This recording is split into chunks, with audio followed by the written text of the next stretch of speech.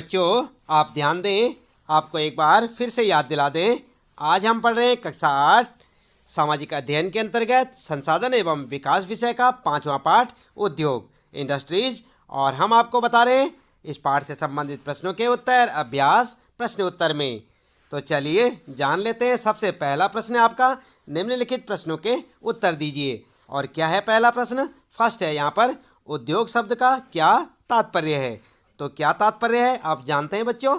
नहीं ना? चलिए जान लेते हैं। उत्तर में लिखेंगे, उद्योग का संबंध आर्थिक गतिविधि से है जो कि वस्तुओं के उत्पादन, खनिजों के निष्कर्षण अथवा सेवाओं की व्यवस्था से संबंधित है। तो इस प्रकार से आप अपने इस पहले प्रश्न का उत्तर लिख सकते हैं। अगला प्रश्न है बच्चों दूसरा, सेकेंड वाला। इसमें है, वे कौन से मुख्य तथ्य हैं जो उद्योग की अवस्थिति को प्रभावित करते हैं? तो कौन कौन से हैं चलिए जान लेते हैं। उत्तर है, उद्योगों की अवस्थिति को प्रभावित करने वाले कारक। और यहाँ पर हेडिंग डाल के लिखेंगे आप। नंबर 1 कच्चे माल की उपलब्धता, नंबर 2 भूमि, नंबर 3 श्रम, नंबर 4 शक्ति के साधन, नंबर 5 परिवहन और नंबर 6 बाजार। ठीक है ना? तो इसी प्रकार से आप इस सेकेंड वाले प्रश्न का उत्तर लिखेंगे और इसे याद भी करें। थर्ड वाला क्वेश्चन है बच्चों, कौन सा उद्योग प्रायः आधुनिक उद्योग का मेरुदंड कहा जाता है और क्यों? तो क्यों कहा जाता है मेरुदंड? उत्तर में लिखेंगे आप, लोहा इस्पात को आधुनिक उद्योग का मेरुदंड कहा जाता है क्योंकि अन्य उद्योगों के लिए उनकी आधारभूत सामग्री जैसे औजार और मशीनें आदि लोहा इस्पात से बनी होती हैं ना? आपने देखी होंगी सारी की सारी जो अन्य मशीनों पे काम करने वाले जो उद्योग होते हैं और जिन उद्योगों में जिन चीज़ों से हम काम करते हैं वो सारे किससे बने होते हैं? लोहे से बने होते हैं ना? तो सारे के सारे औजार और मशीनें किससे बनी होती हैं? लोहे से। तो इस प्रकार से आप अपने इस थर्ड क्वेश्चन का उत्तर लिख सकते हैं। इसके बाद बच्चों यहाँ पर जो है अगला प्रश्न होता है शुरू, कपास उद्योग मुंबई में तेजी से क्यों विकसित हुआ है? तो क्यों विकसित हुआ है मुंबई में कपास उद्योग? उत्तर में लिखेंगे, कपास उद्योग के मुंबई में तेजी से विकसित होने के कारण। और हेडिंग डाल के लिखेंगे 1 2 3 4 करके। नंबर 1 उष्ण और आर्द्र जलवायु का होना, नंबर 2 मशीन आयात के लिए पत्तन की उपलब्धता और नंबर 3 कारण लिखेंगे कच्चे माल की उपलब्धता, नंबर 4 दक्ष श्रमिकों की उपलब्धता।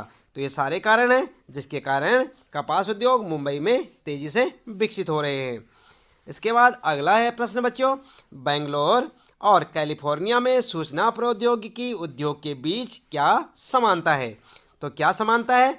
उत्तर आप लिखेंगे, बेंगलोर और कैलिफोर्निया में सूचना प्रौद्योगिकी उद्योग के बीच समानताएं। और 1 2 3 4 करके लिखेंगे क्या क्या समानताएं हैं। नंबर 1 लिखेंगे, सर्वाधिक संख्या में सूचना प्रौद्योगिकी महाविद्यालय और शैक्षिक संस्थान हैं। दूसरा लिखेंगे आप पॉइंट, सुहावनी आकर्षक जलवायु और स्वच्छ पर्यावरण है।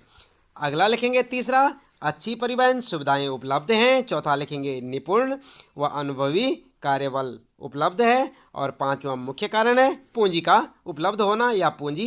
ठीक है? तो इस प्रकार से आप अपने इस प्रश्न का उत्तर लिख सकते हैं। इसके बाद बच्चों दूसरा प्रश्न है, यहाँ पर सही उत्तर चिन्हित कीजिए, यानी आपने सही उत्तर पर सही का चिन्ह लगाना है। और फर्स्ट में क्या है, सिलिकॉन घाटी अवस्थित है। तो कहाँ पर स्थित है? यहाँ पर से आपको 3 ऑप्शन देखने को मिल रहे हैं, कै ख ग। नंबर पहले पे यहाँ पर है बेंगलोर में, दूसरा कैलिफोर्निया में और तीसरा अहमदाबाद में। तो इनमें से सही कौन सा होगा आपका? उत्तर लिखेंगे आप कैलिफोर्निया में। और ध्यान दें आप बच्चों, इस पे आप जो है सही का चिन्ह लगाएंगे, ख वाला सही है आपका कैलिफोर्निया में, इस पे आप सही का चिन्ह लगाएंगे। इसके बाद सेकेंड वाला ऑप्शन है बच्चों, कौन सा उद्योग सनराइज उद्योग के नाम से जाना जाता है? और यहाँ पर 3 ऑप्शन है आपके, आप समझ गए होंगे।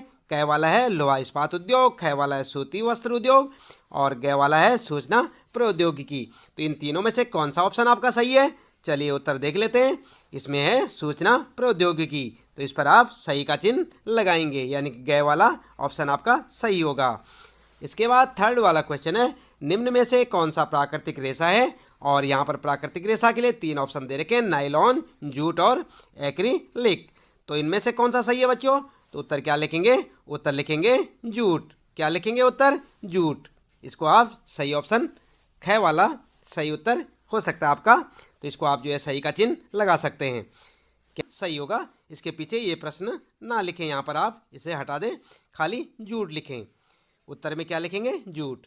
और इसके बाद बच्चों अगला है यहाँ पर जो है अंतर स्पष्ट कीजिए। तो अंतर स्पष्ट कीजिए में आप जो है तीसरे प्रश्न में यहाँ पर कृषि आधारित और खनिज आधारित उद्योग में और सार्वजनिक क्षेत्र और संयुक्त क्षेत्र के उद्योग में, इनमें आपने अंतर बताना है। यहाँ पर इन दोनों में बताना है और यहाँ पर इन दोनों में। तो कैसे लिखेंगे आप? उत्तर लिखेंगे सबसे पहले फर्स्ट वाला क्वेश्चन करेंगे, कृषि आधारित और खनिज उद्योग। तो यहाँ पर जो है इस प्रकार से आप एक टेबल सी बनाएंगे बच्चों और इसके अंदर अंतर बताएंगे। सबसे पहले यहाँ पर लिखेंगे कृषि आधारित उद्योग और यहाँ पर लिखेंगे खनिज आधारित उद्योग। इन दोनों में क्या अंतर है? यहाँ पर जो है नंबर 1 या ए लिख सकते हैं आप, जो उद्योग अपना कच्चा माल वनस्पति और जीव जंतुओं के अर्थात कृषि के उत्पादों से प्राप्त करते हैं, उन्हें क्या कहते हैं? कृषि आधारित उद्योग। और जो उद्योग अपना कच्चा माल खनिज अयस्कों से प्राप्त करते हैं वे कहलाते हैं खनिज आधारित उद्योग। और दूसरा अंतर क्या है? सूती वस्त्र उद्योग, चीनी उद्योग, चर्म उद्योग, डेयरी उद्योग आदि कृषि आधारित उद्योग के उदाहरण हैं। और यहाँ पर लिखेंगे लोहा इस्पात उद्योग इसका एक उदाहरण है। आई ना बात समझ में? यहाँ से आप देख सकते हैं और इसी प्रकार से अपना उत्तर लिख सकते हैं।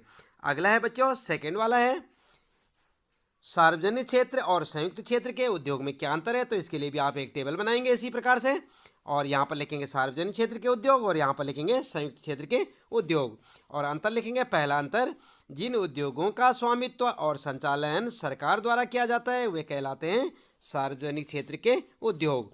और संयुक्त क्षेत्र में क्या लिखेंगे? यहाँ पर लिखेंगे आप, जिन उद्योगों का स्वामित्व और संचालन राज्यों और व्यक्तियों अथवा व्यक्तियों के समूह द्वारा किया जाता है वे कहलाते हैं संयुक्त क्षेत्र के उद्योग।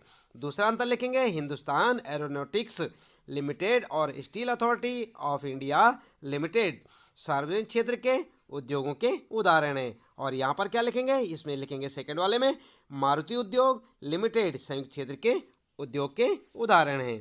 तो इस प्रकार से आप अपना उत्तर यहाँ से देखकर लिख सकते हैं। आई ना बात समझ में? और इसके बाद बच्चों अगला प्रश्न आता है आपका, चौथा प्रश्न है, दिए गए स्थानों में निम्नलिखित के दो उदाहरण दीजिए। तो यहाँ पर देख रहे हैं ना आप, यहाँ पर जो आपके लिए फर्स्ट क्वेश्चन है और यहाँ पर खाली छोड़ रखा है, तो यहाँ पर आपको इन दोनों जगह पे लिखना है। तो पहले वाले में क्या लिखेंगे? उत्तर में लिखेंगे गन्ना, यहाँ पर लिखेंगे आप गन्ना, क्या लिखेंगे? गन्ना। और लोहा अयस्क लिखेंगे यहाँ पर, ठीक है ना? तो इस प्रकार से आपका उत्तर हो जाएगा। और इसके बाद सेकेंड वाला है यहाँ पर अंतिम उत्पाद और यहाँ पर खाली है और यहाँ भी खाली है आपके लिए। तो यहाँ पर क्या लिखेंगे? यहाँ पर लिखेंगे चीनी, आप देख रहे हैं यहाँ पर ये है चीनी। और यहाँ पर दूसरे में क्या लिखेंगे? इस्पात। तो उत्तर में क्या लिखेंगे? यहाँ पर इस्पात, ठीक है। और इसके बाद इसी प्रकार से थर्ड वाला है आपका, और थर्ड वाले क्वेश्चन में यहाँ पर खाली दे रखा है और यहाँ पर पूछा है तृतीय क्रियाकलाप। और यहाँ पर क्या लिखेंगे आप? यहाँ पर लिखेंगे उत्तर में, देखें आप, व्यापार। यहाँ पर क्या लिखेंगे? व्यापार। और यहाँ पर क्या लिखेंगे दूसरे में? यहाँ पर लिखेंगे बैंकिंग। यहाँ पर क्या लिखेंगे? बैंकिंग, ठीक है ना? तो इस प्रकार से आपके उत्तर चलते जाएंगे। और इसके बाद जो है अगला है यहाँ पर कृषि आधारित उद्योग और यहाँ पर खाली है। तो इन दोनों जगहों में क्या भरेंगे आप? फर्स्ट वाले में ये वाला भरें आप और सेकंड वाले में ये वाला, यानी कि फर्स्ट में भरेंगे सूती वस्त्र उद्योग यहाँ पर और यहाँ पर भरेंगे चीनी उद्योग, ठीक है। और इसके बाद अगला है कुटीर उद्योग और यहाँ पर खाली और यहाँ पर भी खाली। तो फर्स्ट वाले में क्या भरेंगे आप? इसमें भरेंगे टोकरी बनाना और मिट्टी के बर्तन बनाना भरेंगे यहाँ पर, ठीक है ना? तो इस प्रकार से आप इसे भर सकते हैं और आपके उत्तर हो जाएंगे। अगला है बच्चों यहाँ पर है खाली आपके लिए और यहाँ पर भी खाली है, तो इन दो जगह पे आपको भरना है। तो पहले वाले में क्या भरेंगे आप? इस प्रकार से फर्स्ट वाले में आप ये भर लेंगे आनंद मिल्क यूनियन लिमिटेड और दूसरे वाले में भरेंगे सुधा डेयरी सहकारी उपक्रम, ठीक है ना?